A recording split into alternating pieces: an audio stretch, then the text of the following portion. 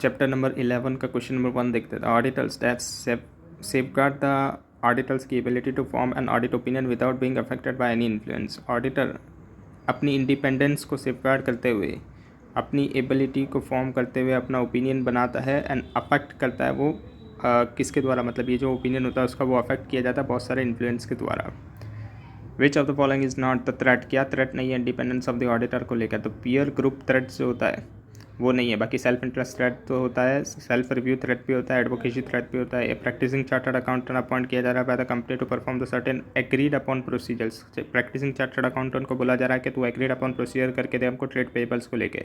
ये जो agreed upon procedure है इसके अंदर वेरीफाई किया जा रहा है listing with the books of the accounts, मतलब बुक्स ऑफ अकाउंट्स के साथ लिस्टिंग कर देखना है. सेंडिंग द कन्फर्मेशन लेटर देखना है. रिपोर्टिंग करना है. फैक्चुअल डिस्क्रिपेंसीज अगर कोई होती है कंपनी के मैनेजमेंट को लेकर, which statement is correct in this context, क्या करेक्ट है इस कंटेक्स्ट को लेकर.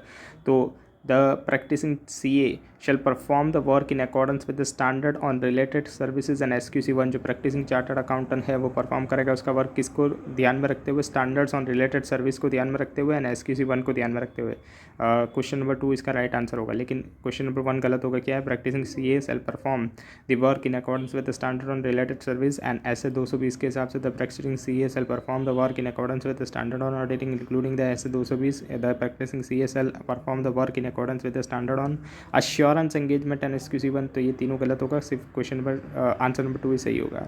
क्वेश्चन नंबर 3 देखते हैं. एज पर द SQC1 के हिसाब से अनअप्रोप्रिएट टाइम लिमिट क्या होती है जहाँ पर कंप्लीट किया जाता है एंड असेंबल किया जाता है फाइनल ऑडिट फाइल को? ऑर्डिनरी नॉट मोर देन, उसके अंदर कितने दिन से ज़्यादा नहीं होने चाहिए days after the date of the audit report. Date of the audit report के बाद तो 60 डेट से ज़्यादा नहीं होना चाहिए असेंबली करने के अंदर. 60 दिन के अंदर आप लोग असेंबल करके रख दीजिए ऑडिट फाइल को. The firm RK and associate has an extensive understanding of the code of ethics. जो फर्म थी RK एंड एसोसिएट उसके पास अंडरस्टैंडिंग थी कोड ऑफ एथिक्स की. Underline the fundamental principles relevant to the auditors when conducting an audit of the financial statement and provide the conceptual framework for applying these principles. which does not form the part of the fundamental principle. क्या fundamental principle का part नहीं बनता है?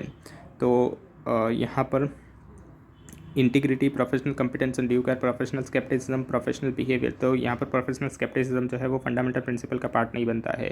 SQC1 जो है वो provide करता है that unless otherwise specified by the law regulation. जब तक लॉ रेगुलेशन स्पेसिफाइड ना करे तो ऑडिट डॉक्यूमेंटेशन प्रॉपर्टी किसकी होती है? ऑडिटर की होती है. Which of the following is normally not included in the engagement letter send by the auditor to the client. क्या चीज़ इंक्लूड नहीं होती है एंगेजमेंट लेटर के अंदर जब ऑडिटर अपने क्लाइंट को एंगेजमेंट लेटर भेजता है? तो रेस्पॉन्सिबिलिटी ऑफ द ऑडिटर होती है, रेस्पॉन्सिबिलिटी ऑफ द मैनेजमेंट होती है, ऑडिटर की फीस होती है, tangible benefit of the audit ये नहीं होता. क्वेश्चन नंबर 1 देते हैं. Dash requires the firms to establish the policies and the procedure for retentions of dash the retention period for the audit engagement ordinarily is not shorter than. जो retention period होता है वो shorter नहीं होना चाहिए from the date of the auditor reports or if later अगर date of the group audit reports. तो यहाँ पर क्या आएगा? SQC1 engagement document 7 years, मतलब SQC1 required होता है establish करने के लिए policy procedure for retention of the engagement document को retain करके रखना है for the period not less than not shorter than 7 years, मतलब 7 साल तक retain करके रखना है. कब से? from the date of the audit report से. एंड लेटर अगर देखे जाए तो date of the group audit report से. Request from the client, request मिल रही है क्लाइंट से for the auditor to change the engagement में रिजल्ट फ्रॉम किसके द्वारा? ऑडिटर को किससे रिक्वेस्ट मिल रही है? तो क्लाइंट से रिक्वेस्ट मिल रही है. वहाँ पर क्या लिखा जा रहा है? वहाँ पर बोला जा रहा है कि क्लाइंट बोल रहा है कि आप एंगेजमेंट को चेंज कर दीजिए. तो ये रिजल्ट क्या आ रहा है? तो change in the circumstances affecting the need for the services. Change करना है सर्कमस्टेंसेज को जहाँ पर अफेक्ट किया जा रहा है सर्विस को. Understanding as to the nature of an audit और related service originally required. Understand करना है नेचर ऑफ द ऑडिट को या तो रिलेवेंट सर्विसेज को जो कि ओरिजिनली रिक्वायर्ड किया गया है. Restriction on the scope of the engagement, restriction डाला जा रहा है स्कोप ऑफ द एंगेजमेंट में whether impose by the management or cause by the circumstances. तो यहाँ पर एक हो सकता है, या तो 2 हो सकता है, या तो 3 हो सकता है, मतलब आंसर नंबर 4 आएगा. इन तीनों में से कोई भी हो सकता है सिचुएशंस, तो कोई भी एक भी होगी तो अभी हमको देखना पड़ेगा कि क्या हमको चेंज करना है एंगेजमेंट को. CA Piyush is offering the appointment. CA Piyush जो है उसको स्टैट्यूटरी ऑडिटर बैंक ब्रांच का मिल चुका है appointment. He has also taken on home loan. उसने होम लोन ली थी 75 लाख की उसी बैंक से. आइडेंटिफाइड करके बताइए थ्रेट क्या है इंडिपेंडेंस से इन्वॉल्व की जाती है इसके अंदर. तो यहाँ पर सेल्फ इंटरेस्ट थ्रेट होगी. यहाँ पर क्या होगा? सेल्फ इंटरेस्ट थ्रेट होगी. मतलब यहाँ पर क्या होगा कि खुद का उसको ऐसा होगा कि मैं कैसे यहाँ पर गलत चीज़ें बता सकता हूँ.